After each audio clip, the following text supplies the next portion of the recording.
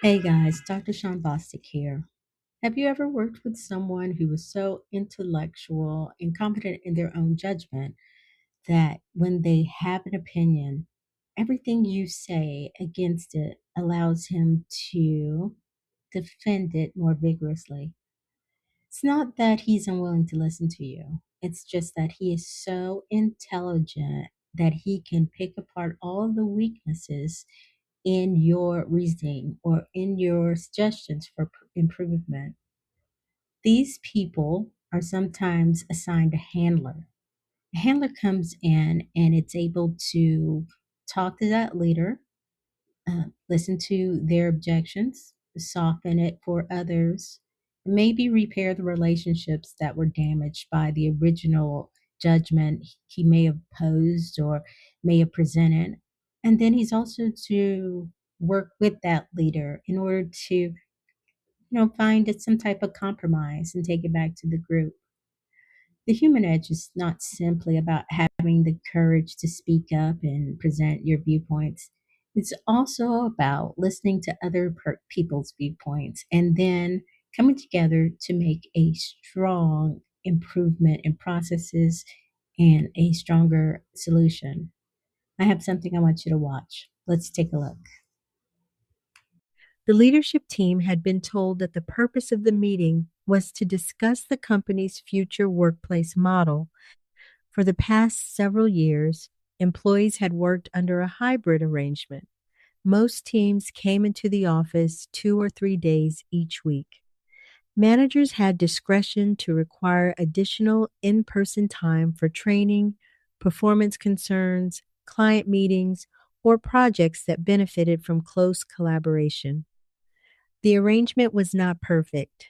Some employees were less responsive when working remotely. New employees occasionally struggled to build relationships. A few managers believed collaboration happened more naturally when everyone was in the same building. There were also measurable benefits. Turnover had declined, recruiting had improved. Employees reported fewer disruptions during focused work. Several departments had maintained or exceeded their productivity goals. The directors entered the meeting expecting to discuss those competing considerations. The leader opened the conversation. I know you don't want to come into the office every day, he said. So give me your reasons why a hybrid workplace would be better. At first, the statement sounded like an invitation. One director began by explaining that her team's work required long periods of concentration. On remote days, employees completed investigations, reports, and analytical reviews with fewer interruptions. The leader responded immediately. People should be able to concentrate in the office. If they can't, that sounds like a management problem. Another director raised recruiting. Several qualified candidates had recently asked whether the company offered hybrid work. The leader shook his head. We should be hiring people who want to be part of our culture. If coming into the office is a problem, maybe they are not the right people for us. A third director discussed retention. Two experienced employees had privately indicated that a full return to the office would cause them to consider other opportunities. We cannot allow employees to dictate how the company operates, the leader replied. Everyone is replaceable. The directors continued offering information, but the pattern became clear. Each concern was treated not as evidence to evaluate, but as an argument to overcome. Productivity data was questioned because the leader believed the measurements did not capture informal collaboration. Employee surveys were dismissed because employees would naturally choose the arrangement that was most convenient for them. Commute concerns were characterized as personal issues that should not influence business decisions. The leader had asked for opposing viewpoints, but every viewpoint was interpreted through the same assumption. Employees preferred hybrid work because they did not want to come to the office. The directors had not said that. They had discussed recruiting, retention, productivity, space limitations, employee development, management consistency, and the different needs of different departments. But the opening statement had already defined the disagreement. I know you don't want to come into the office every day. That sentence turned an operational discussion into a question about personal preference. Any director who supported hybrid work now appeared to be defending their own convenience. The leader did not have to disprove the business reasons if he could reduce those reasons to reluctance, comfort, or resistance to accountability. Eventually, the room became quiet. The leader looked around the table. This is exactly the problem, he said. No one has given me a compelling business reason why people should not be here. After the meeting, one of the senior directors stayed behind.